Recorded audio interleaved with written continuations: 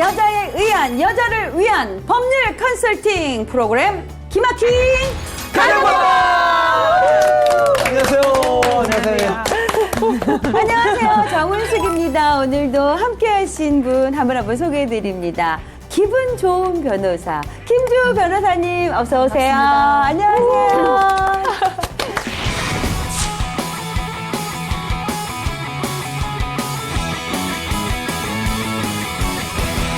그리고 늘 힘이 넘치는 변호사님, 우리 황다현 변호사님 어서 오세요. 네, 안녕하세요. 안녕하세요.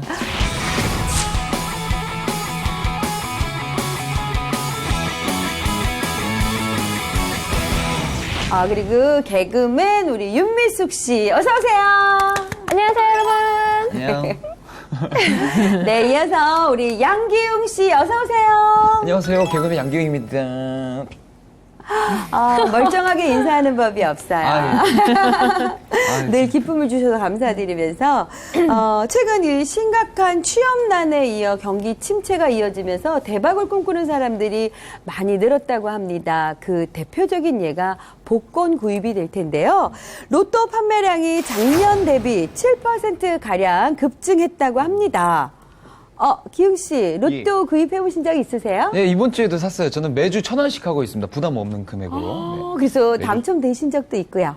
5,000원, 그러니까 5등이 5,000원인가 그럴 거예요. 꼴찌가. 근데 그거 한 2번인가 됐습니다. 한 8만 원 써서. 그거 이게 사면서 예. 나는 언젠가 될 거야, 1등이 될 거야 이런 생각 드세요? 그 맛에 사는 거예요. 그 로또가. 이거 되면은 진짜 뭐 차 사고 집 사고 뭐. 할 거 많죠? 그쵸. 될 것이다라는 기대를 갖고 계시는 우리 기용 씨, 그리고 미숙 씨는 복권 구입하신 적 있으세요? 저는 태어나서 단 한 번도 복권을 사본 적이 없어요. 왜냐하면 괜히 복권 사서 뭐 이렇게 막 그 허황된 기대에 있는 것보다 그냥 그 돈으로 맛있는 거 먹고 그리고 내가 열심히 노력해서 이거 다지고 나중에 내 돈으로 내 노력으로 간다 이런 난중에. 그럼 미숙 씨는 전혀 나는 1등이나 당첨이 될 확률이 없다라는 생각을 하시는 건가 봐요. 그 전에 그 로또에 대한 확률을 잘 안 믿죠, 아예. 혹시 뭐 될 것 같다라고 생각한다면 구입을 하셨겠죠. 예. 두 변호사님은 로또 구입해 보셨어요? 네, 저 평상시에는 잘 안 하는데요. 그 가끔씩 보면은 이제 몇 주 정도 이제 1등 당첨자가 없어서 당첨 금액이 누적되는 경우가 있어요. 네, 그럴 때는 이제 아무래도 이제 다들 너도 한번 그러면 사볼까, 나도 사볼까 이러면서.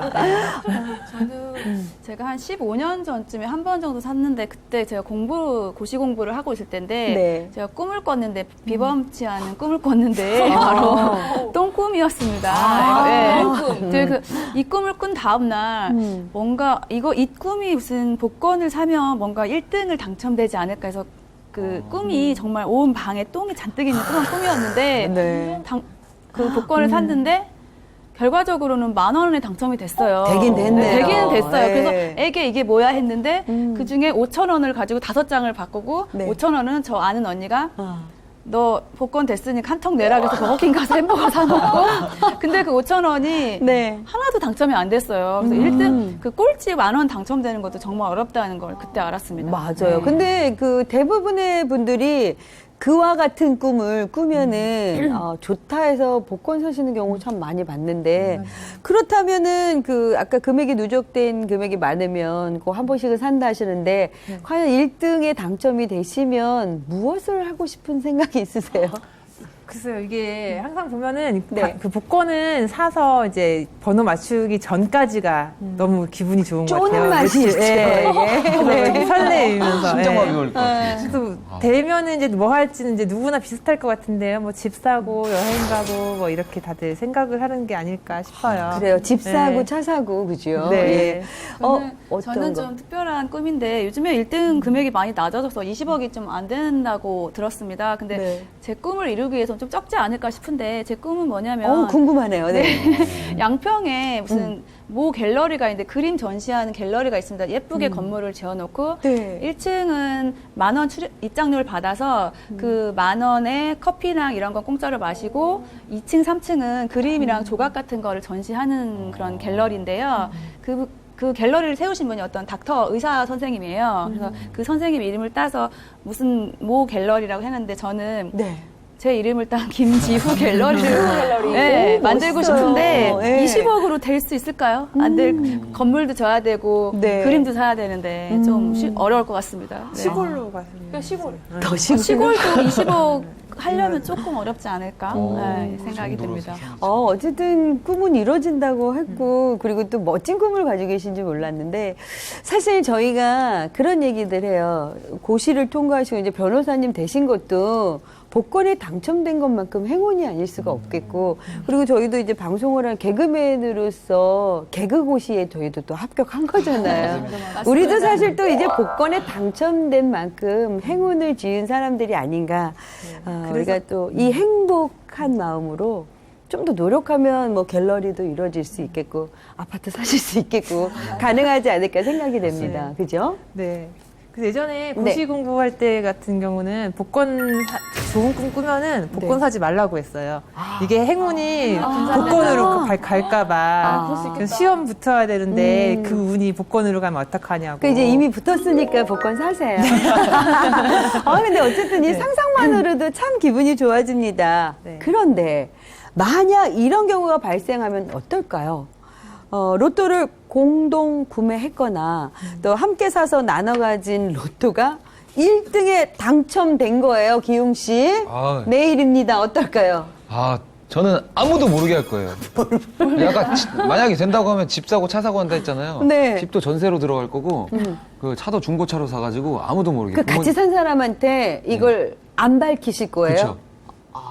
나쁜 남자네. 성격이 그러고 남는다. 아니 그렇게 그런 다음에 그 사람이 진짜 저를 진심으로 사랑하는 걸 느껴지면 이제 그때 이제 밝히면서 좀 잘해주겠지만 결혼 상대라고 생각한다면 아니, 이거 꼭 결혼 상대 남녀가 아니에요. 뭐, 남자일 수도 있고, 공동 구매한 경우거나, 공동 구매했을 제 때. 얘기를 안 들으시는군요. 예. 네. 어쨌든 본인은 웬만하면 본인이 혼자 다 갖겠다. 근데 그거를 네. 만약에 같이 이렇게 번호를 찍었던가 뭔가 돈을 5대5로 낸 상황이라면 당연히 이렇게 나눠서 같이 이렇게 복권을 같이 이렇게 그 방송을 같이 보겠죠. 근데 당첨되는 굉장히 아까워하면서 주실 것 같은 표정이신데. 안 될 것 같네요. 예. 미숙 씨 같은 경우는 어떻게 하실까요? 이런 일이 벌어지면. 저는 이제 기웅 씨 생각과 좀 다른데 네. 저는 예전부터 원래 이제 집에서 막내인데 부모님 모시고 살고 싶다는 생각을 항상 가지고 있거든요. 앞으로도 변함이 없고. 그래서 집을 일단 한 채를 사서 네. 부모님을 일단 모시고 옵니다. 저 경상도 사람이거든요. 모시고 오고 나머지 돈은 이제 적금 아닌데 해도 이제 통장에 넣어놓고 이자를 받아서 부모님과 아주 행복하게 맛있는 거 요즘 먹고. 초저금리라서. 근데 지금 제가 드린 질문은 로또를 공동 구매했을 때. 공동 구매는 제가 누군가와 이제- 했을 때. 제가 이제 양경이 될 뻔했네요. 네. 저 같은 경우는 공동 구매를 할 경우에는 네. 뭐 그건 당연하게 생각을 해요. 일단은 n분의 1 무조건. 그런데 만약에 네. 그 돈을 먹고 튀는 사람이 있다. 뭐 여기서는 기용이가 될 확률이 높긴 네, 하겠지만 네. 뭐 이렇게 튄다. 그러면 그 사람 가차없이 처벌을 하는, 끝까지 찾아가서 응징을 하는 그렇게 하고 싶어요. 네, 오늘의 법률 컨설팅 기막힌 사건도 이런 경우라고 합니다. 만나보시죠. 저는 30살 남자입니다. 1년 전 친구 소개로 여자친구를 만났습니다. 서로 취미도 같고 성격도 비슷해서 그동안 큰 싸움도 한 적도 없고 주변에서 잘 어울린다는 소리도 많이 들었습니다. 그러다 1주년 기념으로 여행을 가게 되었습니다. 자기야, 우리 1주년 기념인데 뭐 할까? 특별하게 우리 복권 사는 게 어떨까? 복권. 복권? 복권 어때? 그래, 복권 사자. 둘만의 기념으로 복권을 사기로 했고 제가 직접 제 여자친구와 저의 전화번호, 생일을 조합해서 숫자를 만들었고 그렇게 2,000원으로 복권을 2장을 사서 한 장씩 나눠 가졌습니다. 우리 이거 당첨되면 공평하게 나눠 갖고 우리 미래를 위해서 잘 쓰자. 알았지? 그래. 그렇게 약속 후 서울로 돌아온 지 며칠 뒤부터 여자친구와 연락이 닿지가 않습니다. 번호도 바꾸고 이상하다 싶어서 혹시나 복권 숫자를 확인해 봤는데 아니나 다를까 여자친구한테 선물해줬던 복권이 거액에 당첨된 겁니다. 어떻게 이럴 수가 있는지 배신감이 너무 들더라고요. 분명히 함께 하자고도 약속을 했고, 근데 그 복권도 제가 구입을 하고 그 번호도 제가 조합을 해서 산 건데 어떻게 이거 법적으로 대응할 수 있는 방법이 없을까요? 그럼 지금부터 거액의 복권에 당첨된 후 떠나간 여자친구를 상대로 한 부당이득 반환 청구 및 횡령 관련 모의 법정을 시작하겠습니다. 먼저 원고 측 변호사 발언해 주시기 바랍니다. 네, 그 원고께서는 전화번호와 생일을 조합해서 숫자를 이렇게 만들었고요. 그리고 돈도 원고가 냈습니다. 그리고 이제 어느 누가 당첨되더라도 이 두 사람의 미래를 위해서 함께 쓰자라고 이제 약정을 했기 때문에 그 당첨금은 원고에게도 절반을 지급해야 할 의무가 있다고 생각합니다. 다음은 피고 측 변호사 발언해 주시기 바랍니다. 네, 원고가 로또를 산 것은 맞습니다. 하지만 그 로또를 사서 결국은 저희 의뢰인인 피고한테 주었습니다. 결국 그 로또를 피고에게 증여한 것이라고 생각합니다. 그렇기 때문에 로또의 소유권자는 저희 의뢰인이고 그에 대한 당첨금 소유권자도 당연히 저희 의뢰인인 피고라고 생각합니다. 그렇기 때문에 당첨금을 또 나누고자 하는 어떤 약속을 했다는 것은 원고 측의 일방적 주장일 뿐이기 때문에 당첨금의 일부를 나눠줄 의무가 없다고 생각합니다. 네, 과연 복권의 소유권이 누구에게 있는지 따져봐야 할 듯합니다.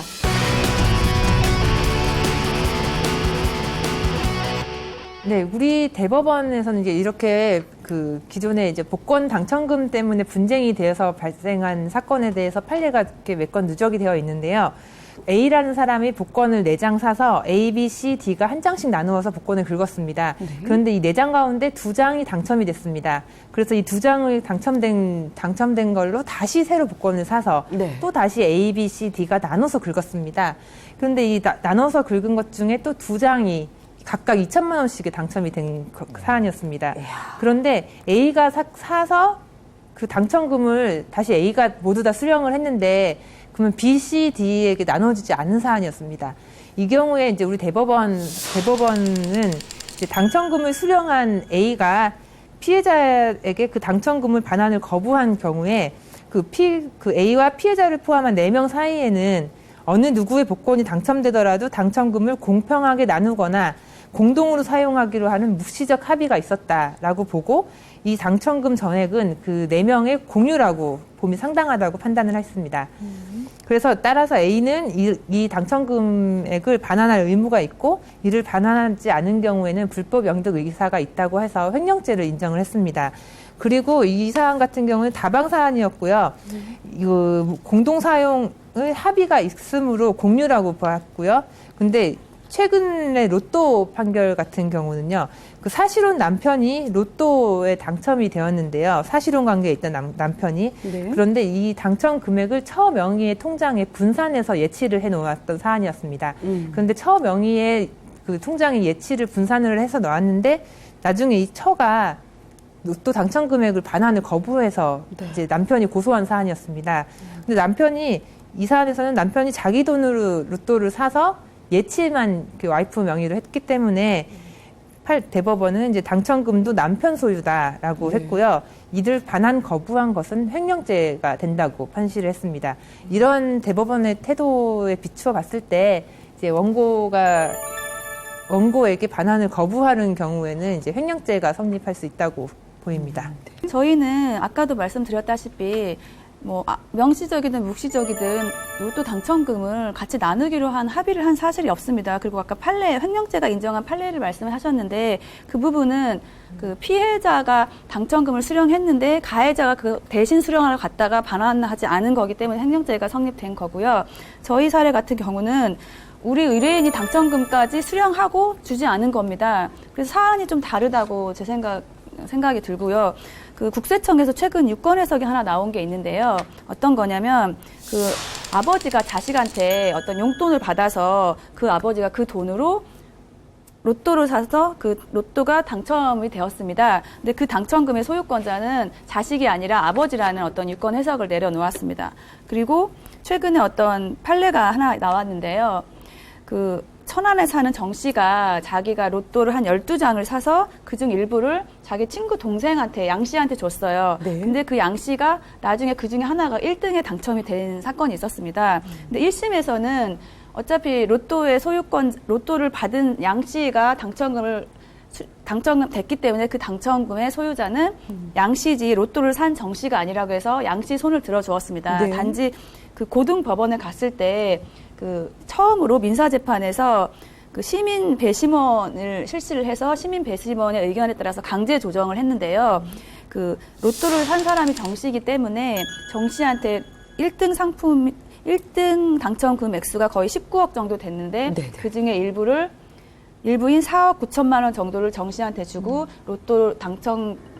로또를 당첨받은 나머지 돈은 다 양 씨의 돈이라고 이렇게 강제 조정을 결정한 판결이 있었습니다. 아유, 그 참. 이게 말이 되냐고요, 이게. 제가 복권을 사서 사랑하는 여인과 기념일로 로또를 사서 저희의 기념일과 전화번호로 이렇게 번호를 조합을 해가지고 우리 미래를 위해서 쓰자. 네. 만약에 당첨이 되면 근데 희한하게 잠수를 탔잖아요. 그게 뭐예요? 아니, 두 분의 정말 아름다운 미래를 위해서 이렇게 준비했던 건데 돈도 잃고 사랑도 잃게 잃고. 됐다. 맞습니다. 아니죠. 안타까운 제가 상황이겠죠? 지금 대답을 안 하는 거는 네. 약간 대답할 가치가 없어서 안 아, 하는 거거든요. 예. 왜냐하면 그 기념일 놀러 가서 선물이라고 준 건 사실이에요. 하지만 그걸 가지고 우리 미래를 함께 쓰자. 전 약속을 한 적도 없고, 그리고 나중에는 당첨이 돼서 뭐 저 남자가 싫어서 뭐 한 게 아니라 그냥 그 이전에 싫어졌어요. 네. 물론 돈 때문은 아닙니다. 돈 때문이 아니라 과연 그럴까? 과연 넌 돈에 그래요. 눈이 멀었어, 지금. 그런 되게 인위적인 말 듣고 싶지도 않고요. 일단은 남입니다. 이게- 남이고 그 돈을 그 복권을 저한테 선물을 했기 때문에 그걸 달라고 지금 주장을 하는 거는 정말 이치에 맞지도 않다고 생각합니다. 아니, 지금 네, 두 분의 이야기도 참으로 다르고요. 또 양쪽 변호사분들의 들려주신 그 판례를 듣다 보면 참 헷갈립니다. 비슷한 경우 같은데도 판결은 다르단 말이죠.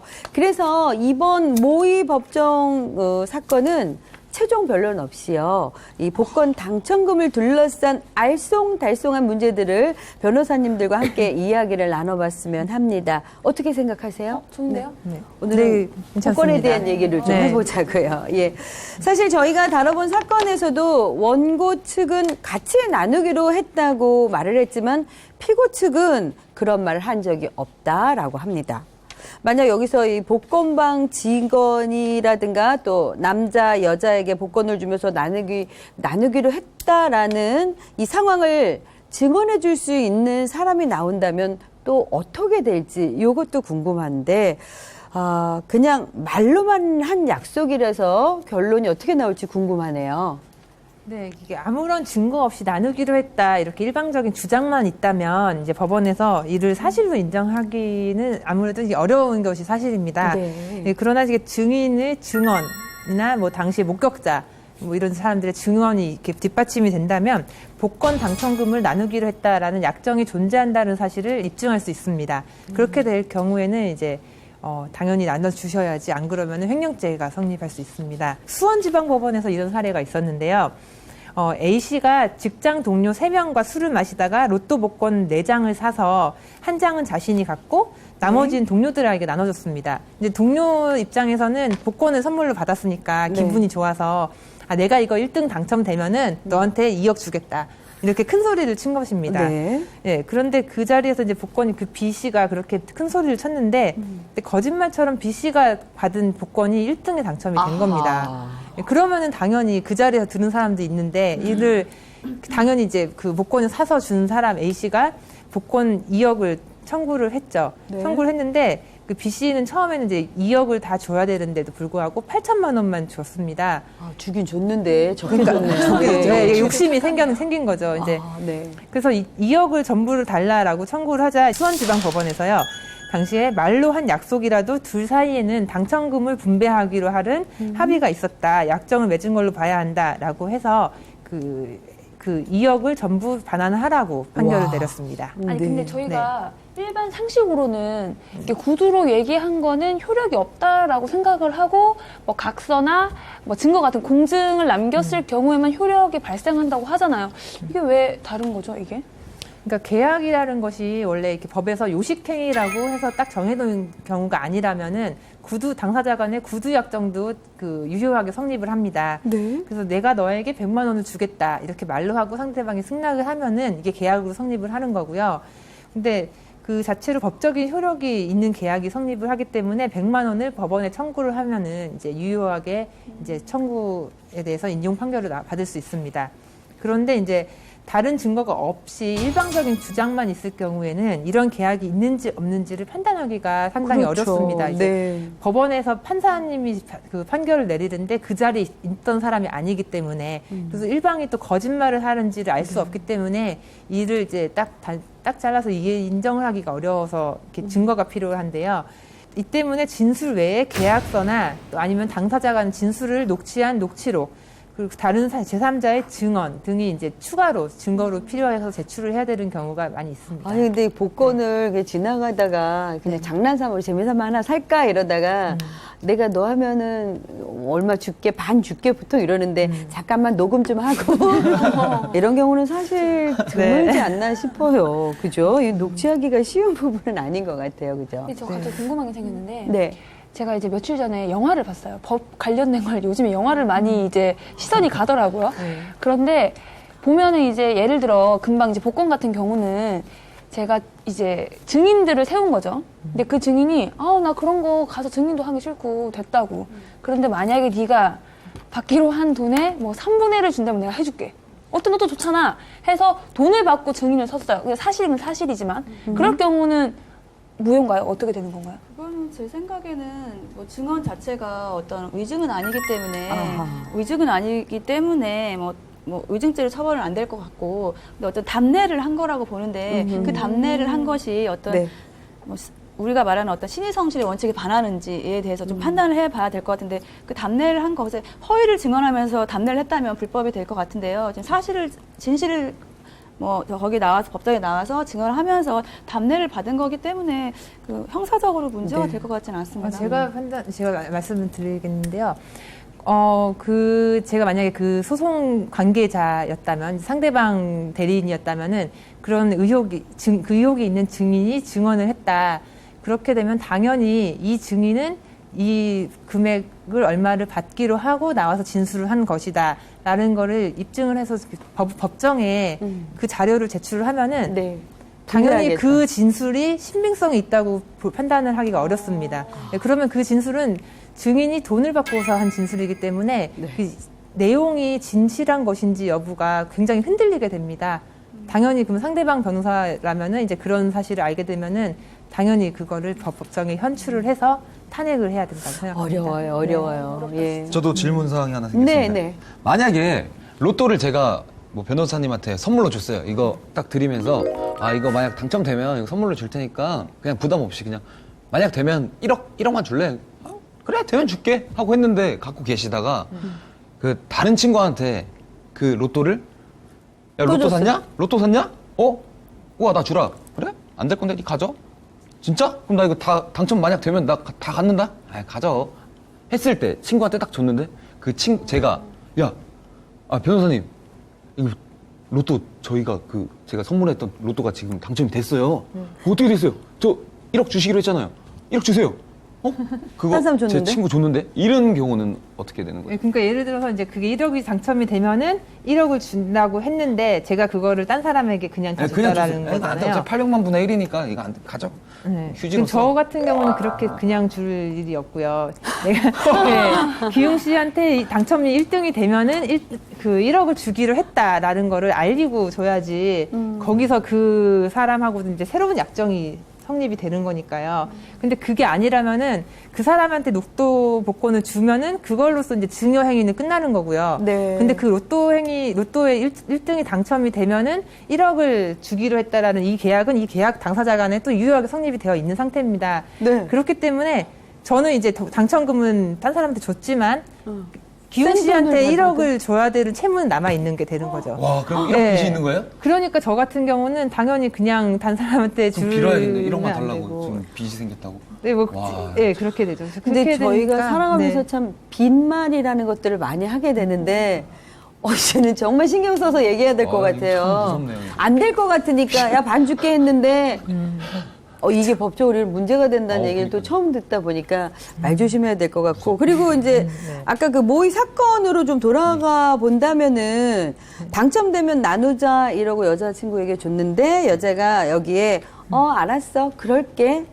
뭐 가타부타 근데 이렇게 대답을 안 한 경우였어요. 네. 그럼 이건 어떻게 되나요? 아까도 황 변호사님이 말씀하신 대로 구두 계약도 계약으로서 또 효력을 가집니다. 근데 네. 다만 그 구두 계약이 정말 있었는지에 대한 문서가 없으니까 네. 어떤 입증을 할 그런 자료가 입증할 어떤 증인이나 이런 게 필요한데요. 그런 게 없다면 어쨌든 입증 책임을 누가 지는지에 따라서 그 효력을 인정받을지 여부가 갈려지는데 이 사안에서 그냥 아무 말도 안 했다면 제 생각에는 특별하게 그 당첨금을 나누겠다는 것에 동의하지 않았다고 생각이 들고요. 네. 그래라는 거는 표면상으로 볼 땐 동의인데 그 전반적인 주변 정황을 볼 때 동의가 아니라고도 판단할 수 있는 상황이 아닐까 합니다. 이가 좀 있는 게 우리 미래를 위해 쓰자 이렇게 했어요. 네. 그래 알았어 자기야 이렇게 해서 했는데 갑자기 연락이 안 된다.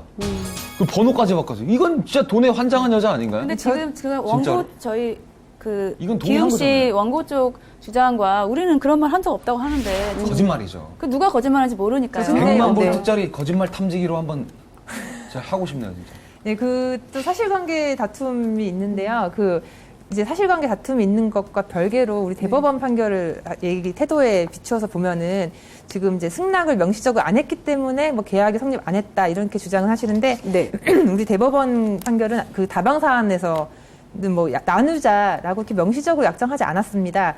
그냥 4장 사서 나누고 거기서 2장이 또 당첨이 되니까 또 다시 그걸로 복권을 바꿔서 또 넷이 나누고 그 과정에서 구두로 이게 당첨되면 나누자라는 말은 한 번도 없었습니다. 그런데 이런 상황을 가지고 대법원은 공동 사용에 이렇게 묵시적 합의가 있었다라고 봤고요. 당첨금을 공평하게 나누거나 공동 사용하기로 하는 묵시적 합의 이걸 인정해서 당첨금 전액을 공유로 인정을 했습니다. 네. 근데 여기서 지금 기용 씨 사례 같은 경우도 뭐 우리 미래를 위해서 사용하자 뭐 그래 뭐 이렇게 해서 당첨금 나누자라고 이렇게 명시적으로 딱 잘라서 얘기를 하지 않았지만 네. 이 정도만 갖고면 묵시적 합의 이상으로 인정이 될 그럼 법대로 가자 그럼. 반 받을 수 있는 거 아니에요? 네. 법대로 가자 해서 여기 오신 겁니다. 예. 아니 그런데 저희가 이제 모의법정 얘기는 끝낸다 하지 않았나요? 근데 아무래도 이 복권 얘기는 해도 궁금한 것도 많고 또 관심이 많은데 그럼 또 다른 질문 있으신 분? 네. 저 궁금한 점이 생겼는데 이제 그 결혼으로 만약에 넘어와서 네. 부부가 복권을 샀어요. 그런데 아무래도 이제 큰 돈이 당첨이 되면 잘 살면 좋지만 좀 안 좋게 가는 경우가 많잖아요. 만약에 이제 부부 중에 남편이 복권에 당첨이 된 상황에서 그거를 가지고 이제 이혼을 하려고 하는데 그것도 이제 재산 분할에 포함이 되는 건지 아니면은 그냥 혼자 먹고 갈 수가 있는 건지. 상당히 문제가 될 것 같은데요. 네. 제 생각에 복권 구입 금액이 일반적으로 1,000원, 2,000원 정도잖아요. 근데 아무리 이 1,000원, 2,000원 정도는 부부 공동 재산이라고 보기엔 좀 애매한 것 같고 배우자 일방의 재산이라고 봐야 될 것 같습니다. 그래서 어떤 배우자 A가 배우자 B 모르게 그 복권 하나 샀는데 그렇게 당첨이 뭐 한 20억 됐다 예컨대. 그러면 그것은 제 생각에는 배우자 일방의 어떤 특유재산이라는 것은 배우자 그 개인 돈이라는 거지 부부 공동의 돈이 아니라는 의미입니다. 그렇기 때문에 이건 재산 분할 대상이 아닐 것 같은데 이유는 복권 당첨금에 대해서 상대 배우자의 B가 기여한 것이 있다고 인정이 되지 않기 때문이라고 생각이 됩니다. 근데 관련해서 이거와 비슷한 사안으로 그 사건이 하나 있었는데요. 그 판결이 하나 나왔는데 어떤 거냐면 지체장애 상급인 어떤 남자가 그 아내한테 어떤 생계를 다 의지하고 있었습니다. 근데 그 남자가 자기가 가지고 있던 돈으로 복권을 사서 복권의 당첨이 한 6억 원 정도가 당첨이 됐습니다. 근데 그 남자가 그 사실을 숨기고 있다가 이제 여자가 너무 힘들어서 이혼하려고 했는데 이혼 청구를 하는데 그 복권 당첨된 걸 나중에 그 아내가 뒤늦게 알게 됐습니다. 이 경우에 그 지체장애인 그 김 씨는 하늘에서 내려준 특정 재산을 이혼할 때 아내에게 나눠줘야 할 이유가 없다라고 말했고 아내는 내가 모든 이 생계를 유지했기 때문에 당첨금 나눠줘야 된다. 보험 당첨금 그 로또 당첨금 외에는 전혀 재산이 없는 상황이었습니다. 근데 네. 제 생각에 이게 판결로 갔으면 아무래도 이게 특유 재산이기 때문에 나누라고 하긴 힘들었을 것 같은데 그 강제 조정을 결정을 해서 아내한테도 어느 정도 나눠주라는 어떤 강제 조정 결정이 있었습니다. 제가 이 판결을 보면서 느낀 점은 아직도 우리나라 법원은 어떤 인간적인 따뜻함을 갖고 있구나라는 네. 생각을 하게 되었습니다. 네, 그 사안 같은 경우는요, 그게 보니까 지체장애 상급 그분께서 당첨이 됐으면은 이제 그동안 고생한 아내한테도 어느 정도 이제 보상을 해 주셔야 되는데 당첨 사실을 숨기고 4개월 동안이나 네. 그 당첨금을 그 어머니하고 여동생 그 자기 친척들한테 나눠주면서 쓰게 해주면서 그 아내하고 이제 가족들에게는 그걸 숨기고 4개월 동안이나 버티고 있어서 그랬는데 이제 나중에 아내분께서 친척을 통해서 너 남편 당첨됐더라라는 소식을 듣고 당첨됐냐라고 그게 사실이냐라고 이렇게 추궁을 하자 그 남편이 아내를 폭행까지 했던 사안이었습니다. 네, 그렇게 그 관계가 사실관계가 이렇게 되니까 법원에서도 나눠주지 말라고 할 수가 하기는 없었겠어요. 네, 그렇죠. 어렵죠. 그렇게는. 네.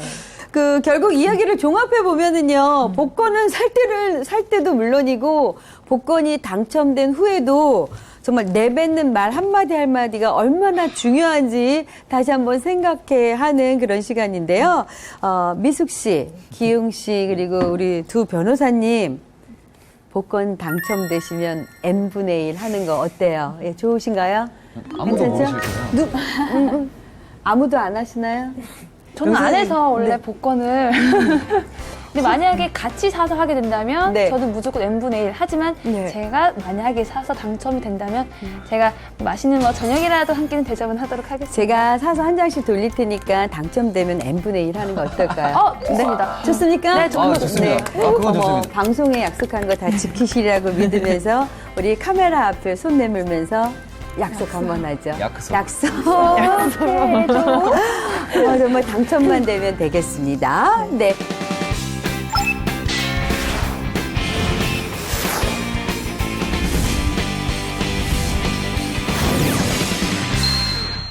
기막히거나 답답한 일로 전문가의 조언이 필요할 때 저희 홈페이지 게시판에 글을 남겨주시거나 ARS 상담 전화 연락 주시기 바랍니다. ARS 상담 전화의 경우는 저희가 방송 나가는 중에는 무료로 상담해 드리고 있으니까 편하게 저희에게 전화 걸어주시면 되겠고요. 저희가 유쾌상쾌 통쾌하게 답변해 드리겠습니다. 미국 아이오와주 치과 병원에서 근무하던 30대의 한 간호조무사. 언제나 자신이 맡은 일에 최선을 다한 그녀는 병원에서 근무하는 10년 동안 결혼도 하고 행복한 삶을 살아왔다. 그런데 어느 날부터 의사가 자신을 대하는 태도가 달라졌다는 것을 느끼기 시작했다.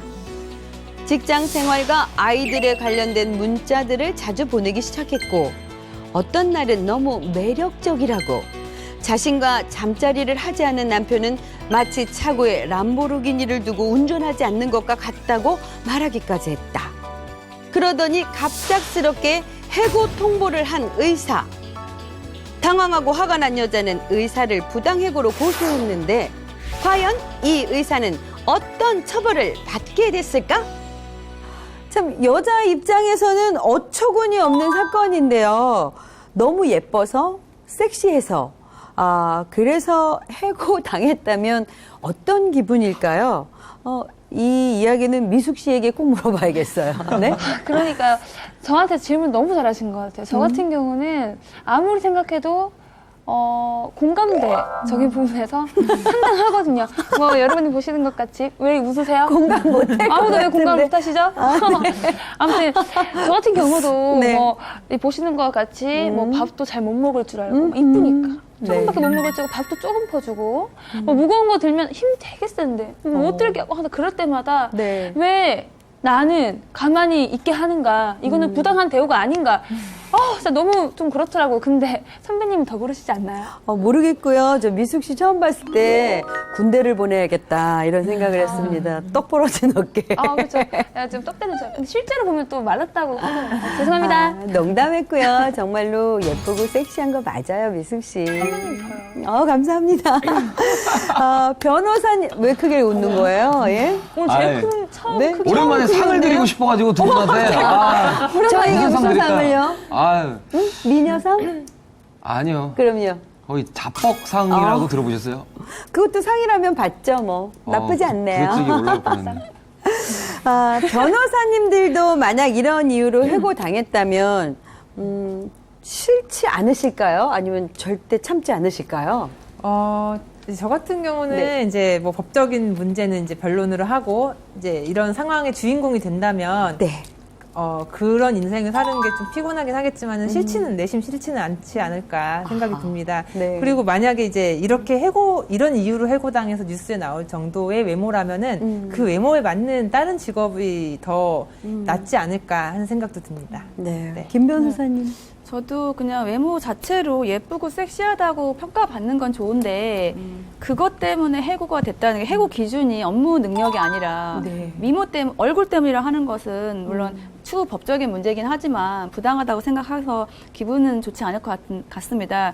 그리고 또 우리나라 같은 경우는 특히 여자 같은 경우는 남자도 그렇다고 알고 있는데 이렇게 외모를 좀 꾸며야 취업도 잘 되는 걸로 알고 있습니다. 그런데도 외국과는 좀 다른 모습이라서 많이. 우리나라의 경우는 취업 전에 그 취업 성형이라는 것도 네. 있을 정도로 많이 외모에 치중하는 경우가 있는데 참 의외의 경우입니다. 어쨌든 이 아이오와주의 이 매력적인 간호조무사는 부당해고 고소를 했고요. 또 법원 판결 또한 내려졌는데요.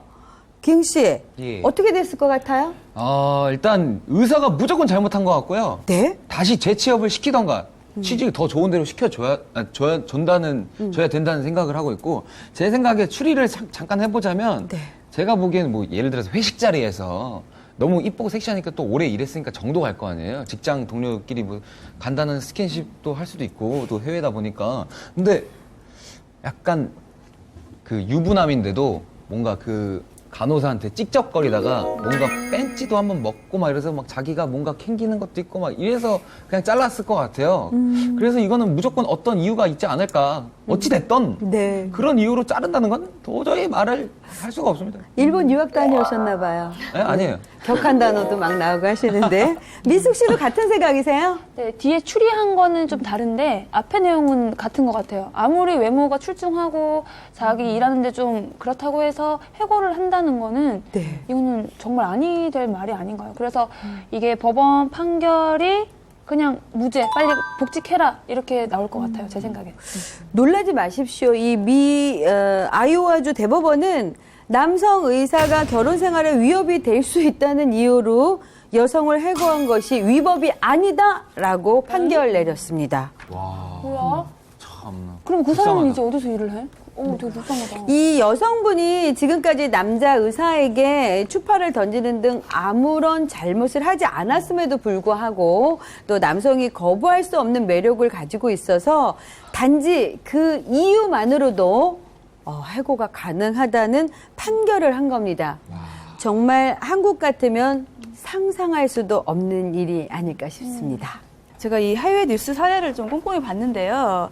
여자가 단지 섹시하고 예뻐서 해고했다기보다는 그 사실을 그 의사의 와이프가 알고 자기 남편하고 무슨 어떤 불륜이 일으킬까봐 두려워서 그 의사의 아내가 자기 남편한테 해고시키라고 한 걸로 알고 있습니다. 네. 근데 우리나라 같은 경우에는 이 경우에는 남녀 고용 평등과 일가정 양립 지원에 관한 법률 제11조 1항에서 규정이 있는데요.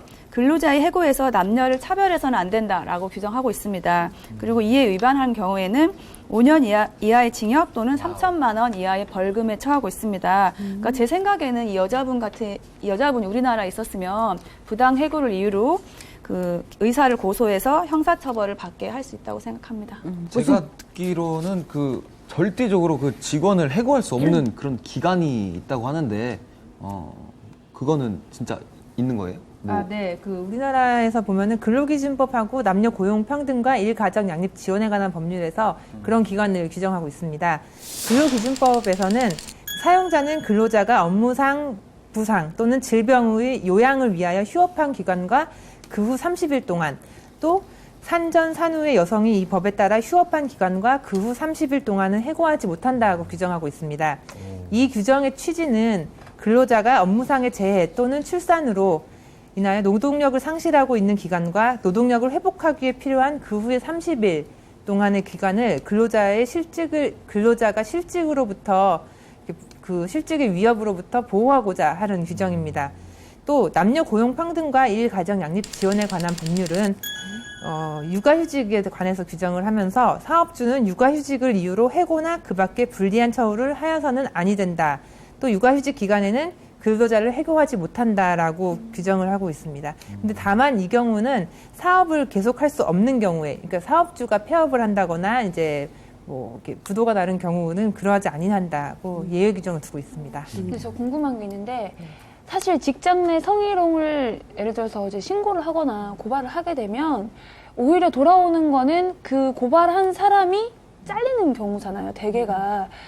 그래서 뭐 사실 회사를 들어가도 이런 일 때문에 뭐 내가 날마다 증거를 잡아야지 하면서 뭐 녹취 파일을 가지고 다닐 수도 없고 한데 혹시나 만약에 새내기 신입사원들을 위하여 이런 일을 미리 대비하기 위해 뭐 저희가 준비해야 될 거라든지 뭐 좀 참고사항으로 얘기해 주실 건 있나요? 제가 뭐 항상 녹음을 할 수 없다고 말씀하시니까 지금 막 떠오른 건데 예전에 어떤 드라마에서 그 배우가 항상 드라마 내용에서 만년필을 갖고 다니면서 항상 모든 대화를 녹음하는 그런 게 있었는데 현실적으로 그런 사람은 없을 거라고 보고요.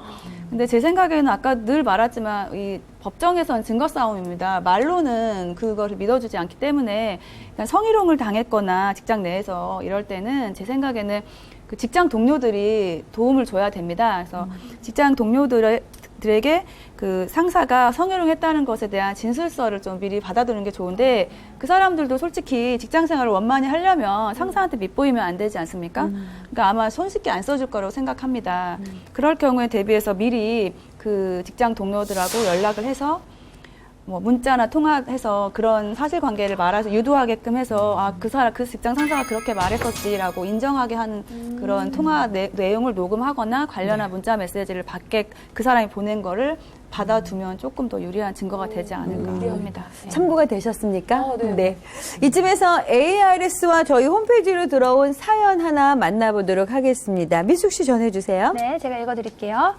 저는 이혼한 지 2년이 넘은 돌싱입니다.